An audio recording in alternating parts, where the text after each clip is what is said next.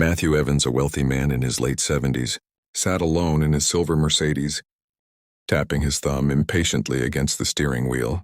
The air conditioner hummed, barely keeping the Kentucky heat at bay.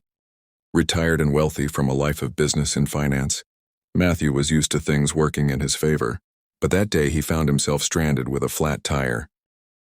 Far from the comforts of his pristine mansion, on the outskirts of town. After a few attempts to call for roadside assistance with no luck, he sighed and resigned himself to the fact that he'd have to wait. Just as he started to feel a tinge of frustration bubbling up, he saw a figure walking toward him down the road. A young boy, maybe 13 or 14, wearing a faded t-shirt and worn-out sneakers. Approached with a determined expression, Matthew watched as the boy's eyes narrowed, examining the car before giving Matthew a polite but confident nod. "Got a flat, sir?" The boy asked, his voice steady. "Yes." "Yes, I do," Matthew replied, feeling a strange mix of relief and unease. "I was hoping for a bit of help, but my phone's got no signal out here." The boy gave a little smile. "I can help with that," he said, kneeling beside the tire without hesitation. "My grandpa taught me how to change a tire last summer. Do you have a spare?" Matthew gestured to the trunk, watching as the boy opened it and pulled out the necessary tools. The young boy worked swiftly, his hands moving, with a quiet confidence that seemed almost beyond his years. As Matthew stood there, he felt a strange humility creeping in, something he hadn't felt in a long time. He wanted to offer the boy something in return, but the young man hardly looked up, focusing intently on the task at hand. After a few minutes, the boy finished wiping his hands on his jeans and stepping back. "All done," he said, simply offering a small satisfied smile. Matthew reached into his wallet and pulled out a few bills, holding them out to the boy. "Here, take this. I really appreciate your help." But the boy took a step back, raising his hand politely. "Thank you, sir, but I don't need anything. Just happy to help." Stunned, Matthew stood there, money still in hand, as he watched the boy turn and walk away down the road. The interaction had left him moved somehow, though he couldn't quite put a finger on why. Alone now, he slipped the money back into his wallet and got back into his car, watching in the rearview mirror as the boy's figure grew smaller in the distance. For the rest of his drive, Matthew's thoughts kept drifting back to the boy. There was a quiet dignity about him, a self-assurance that wasn't born from money or privilege, but from something deeper. That night, as he sat alone in his lavish home, Matthew found himself unable to shake the image of the boy, walking away with nothing but a smile. That evening, Matthew sat in the leather armchair of his study, surrounded by shelves of books he rarely opened. The room was quiet, save for the soft ticking of the grandfather clock in the corner. His dinner, a perfectly prepared steak and asparagus, sat untouched on the side table. He couldn't stop thinking about the boy. Matthew had encountered thousands of people in his lifetime, business partners, employees, investors. Most interactions revolved around negotiations, favors and deals. There was always an exchange, a price or an expectation. But this boy, this stranger, had helped him for no reason other than kindness. He leaned back, sipping his scotch. The memory of the boy's confident smile replayed in his mind. He didn't look like someone who had much. Matthew thought the worn shoes, the faded clothes, the dust on his hands. It all told a story, and yet the boy carried himself with a kind of integrity that seemed so rare these days. The next morning, Matthew couldn't resist the urge to find the boy. He didn't know why, but something inside him felt unfinished. Maybe it was guilt, maybe gratitude, or maybe just curiosity, whatever it was.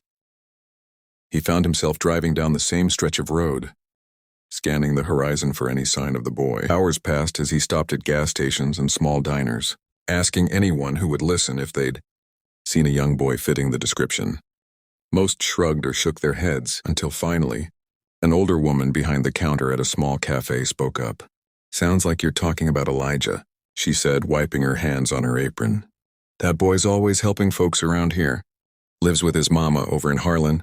"Harlan," Matthew repeated, making a mental note. "Thank you." The town of Harlan was an hour away, nestled in the foothills of the Appalachians. The drive was scenic, but Matthew barely noticed. His mind was racing with questions. What kind of life did this boy have? What kind of family raised someone like that? When he arrived in Harlem, The streets were quiet, lined with modest homes and small businesses. He asked a few locals about Elijah and was eventually pointed to a small house on the edge of town. The house was worn but tidy, with a front porch that sagged slightly under its own weight. Matthew parked his car and hesitated for a moment, unsure of what he would even say. Taking a deep breath, he knocked on the door. It opened a moment later, revealing a woman in her early 40s. She looked tired but kind, her eyes sharp and curious as she sized him up. "Can I help you?" she asked. "Good morning," Matthew said, clearing his throat. "I'm sorry to bother you, but I believe I met your son yesterday, Elijah, right?" He helped me with a flat tire. Her expression softened instantly. "That sounds like my Elijah," she said with a small smile. "He's always helping folks. I just wanted to thank him properly. Matthew said he wouldn't accept anything from me yesterday." She nodded, stepping aside to let him in. "He's out back. You're welcome to wait." Matthew stepped inside, taking in the modest surroundings. The furniture was old but clean, the walls adorned with family photos, and a few hand-drawn pictures that looked like they came from a much younger Elijah. It was a far cry from his own home, with its pristine surfaces and expensive artwork. Yet something about this space felt warmer. More alive, he followed her out to the backyard, where Elijah was repairing the fence. The boy looked up surprised to see Matthew. "Hey, mister," Elijah said, wiping his hands on his jeans. "What are you doing here?" Matthew smiled, feeling strangely nervous. "I wanted to thank you again. You helped me when I really needed it, and I just couldn't stop thinking about it." Elijah shrugged, his expression easy and genuine. It wasn't a big deal, but to Matthew it was, and he was determined to show it. Elijah leaned against the fence, his curious gaze fixed on Matthew. For a moment, neither of them spoke. The boy's calm demeanor made Matthew feel slightly out of place, as though he were the one being judged. "I don't think you realize what a big deal it was," Matthew finally said, breaking the silence. "People don't usually help strangers without expecting something in return." Elijah tilted his head slightly, as if puzzled by the statement. "I don't see it like that," he replied. "If someone needs help and I can do it, why wouldn't I?" Matthew was struck by the simplicity of the boy's logic. He looked past Elijah to the yard. The fence was patched together with mismatched wood, the grass uneven and sparse. Behind the house, an old swing set leaned precariously, its chains rusted and broken. It was clear that Elijah's family didn't have much, but they made do with what they had. "You've got a good head on your shoulders," Matthew said, meaning it. "Your mother must be proud." Elijah grinned, glancing back toward the house. "She works hard. I just try to help out where I can." Matthew was quiet for a moment, absorbing the boy's words. He thought of his own childhood spent in a house much like this one. His parents had worked tirelessly to make ends meet, teaching him the value of hard work and perseverance. Over the years, he had drifted away from those lessons, caught up in the pursuit of wealth and status. Now, standing in this yard, he felt an odd sense of nostalgia and regret. "I'd like to do something for you and your family," Matthew said at last. Elijah straightened up, his expression cautious. "We're okay, mister. We don't need anything. It's not about need." Matthew insisted, "It's about what's right. You helped me, and I'd like to return the favor." Before Elijah could respond, his mother stepped out onto the porch, wiping her hands on a dish towel. "Elijah, you better come inside and wash up before lunch," she called. Then her eyes shifted to Matthew. "Would you care to join us?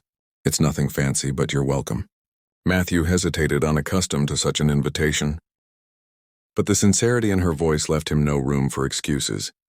"I'd like that," he said, following her into the house. Inside, the kitchen smelled of freshly baked bread and roasted vegetables. The table was small, surrounded by mismatched chairs, but it was set with care. Matthew took a seat, feeling strangely out of place in his tailored suit. Amidst the humble surroundings, Elijah washed his hands at the sink and joined them, his easy smile never faltering. As they ate, Matthew found himself drawn into their conversation. Elijah talked about his school, his friends, and his dreams of becoming an engineer. His mother shared stories about the community, speaking with a quiet pride about the people who looked out for one another. Matthew listened intently, feeling a warmth he hadn't experienced in years. For all his wealth and success, his own home felt cold and empty compared to this modest house, filled with laughter and genuine connection. After lunch, as they cleared the table, Matthew turned to Elijah's mother. "You've done a remarkable job raising him. He said he's got more heart than most people I know." She smiled, her eyes shining with gratitude. "Thank you, he's a good boy. But we've had our struggles. We've learned to appreciate the small things." Matthew nodded, his mind already turning over ideas he didn't want to overstep. But he couldn't walk away without doing something for them. This family had given him a gift he hadn't even realized he needed, a reminder of what truly mattered. Matthew left their home that afternoon with a sense of clarity he hadn't felt in years. Driving back to his estate, he began to plan this wasn't about charity. It was about honoring the boy's selflessness and the family's resilience. Elijah and his mother deserved more than patched fences and worn furniture. They deserved stability and recognition for the strength they showed every day. The next morning, Matthew made calls. Lots of them. He reached out to old colleagues, contractors and suppliers. By midday, a plan was set in motion. Within a week, trucks and workers began arriving at Elijah's home. Matthew stood on the sidewalk, clipboard in hand, directing the renovations as Elijah and his mother looked on in shock. "You didn't have to do this," Elijah's mother said, her voice trembling as she watched the crew unload supplies. "We've managed fine on our own." Matthew turned to her, his expression earnest. "You've done more than manage. You've thrived. But you gave me something I didn't know I was missing." "Let me give back." Elijah was quieter than usual, standing next to his mother with a thoughtful look on his face. Matthew knelt slightly, meeting his eye. "You taught me something, Elijah. Helping people isn't about money. It's about showing up. I want to show up for you." Over the next several weeks, the house underwent a transformation. The sagging porch was replaced with sturdy wood. The roof repaired, and the rusty swing set out back was replaced with a new one. Inside, the walls were painted, the floors polished, and the kitchen upgraded with modern appliances. At first, Elijah tried to help with the renovations, carrying planks and sweeping debris. But Matthew insisted he take a break. "Your job," Matthew said with a smile, "is to enjoy being a kid for a little while." Still, Elijah couldn't resist sneaking out to watch the crew work, his eyes lighting up with curiosity as he observed them measure, cut and build. One of the workers, a burly man named Joe, noticed his interest and invited him to help measure wood planks. Before long, Elijah was asking questions about tools and construction, his excitement infectious. Matthew watched from a distance, a warm pride swelling in his chest. For the first time in years, he felt like he was doing something meaningful, something beyond himself. The boy's energy reminded him of the ambition he once had, before life became a blur of boardrooms and stock portfolios. One evening, as the sun dipped low, the project was nearing its end. The family stood on the porch marveling at the transformation. Elijah's mother turned to Matthew, her voice choked with emotion. "This isn't just a house anymore. It's a home. I don't know how we can ever thank you." Matthew shook his head, his tone soft. "You already have. You reminded me of what life is supposed to be about. Family, connection, and purpose. I think I'm the one who should be thanking you." The final day of the renovation project felt like a celebration. Neighbors stopped by to see the changes, offering smiles and small gifts, fresh-baked bread, jars of homemade jam, and even a potted plant. Elijah's laughter echoed through the yard as he raced around, showing his friends the new swing set and the freshly painted rooms. Inside, the house, once tired and worn, now radiated life. Matthew stood on the front porch, leaning against the sturdy new railing, watching the scene unfold. He hadn't felt this kind of joy in years, simple, unfiltered joy that came from seeing others thrive. Elijah's mother walked over, a cup of iced tea in her hand. She offered it to him with a smile. "You've done more than fix a house," she said softly. "You've given us hope, and I think you've found something for yourself, too." Matthew nodded, taking a sip. "I have," he admitted. "I spent so many years chasing things I thought mattered. Money, status, influence, but none of it feels like this. None of it ever filled me the way this has." As the sun began to set, Elijah joined them on the porch, his energy still boundless. He looked at Matthew, his expression thoughtful. Mr. Matthew, he began. I've been thinking a lot about what you did for us. I want to do something like that one day. I want to help people too. Matthew placed a hand on Elijah's shoulder. His voice steady. You already are, Elijah. Your kindness set all of this in motion. Don't ever lose that. The three of them sat together, watching the sky shift from gold to deep orange. The warmth of the day lingered, but there was a deeper warmth. One that came from connection, gratitude, and a shared sense of purpose. When it was time for Matthew to leave, Elijah and his mother walked him to his car. The boy's wide grin and his mother's tearful smile were etched into Matthew's memory. As he drove away, this wasn't the end. He realized this was just the beginning of a new chapter in all their lives. The weeks that followed brought more changes. Elijah's newfound curiosity about construction blossomed into a passion. Matthew arranged for him to spend time shadowing the workers who had helped renovate the house. Elijah soaked up every bit of knowledge. Eager to learn, Matthew, in turn, found himself drawn back to Harlan again and again. Each visit felt less like a trip and more like a return home. He no longer felt like an outsider in their lives.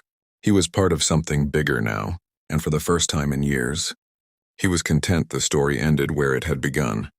In a small town with a big heart, where one act of kindness from a young boy reminded an old man of life's greatest lesson. It's not about what you have, but what you give.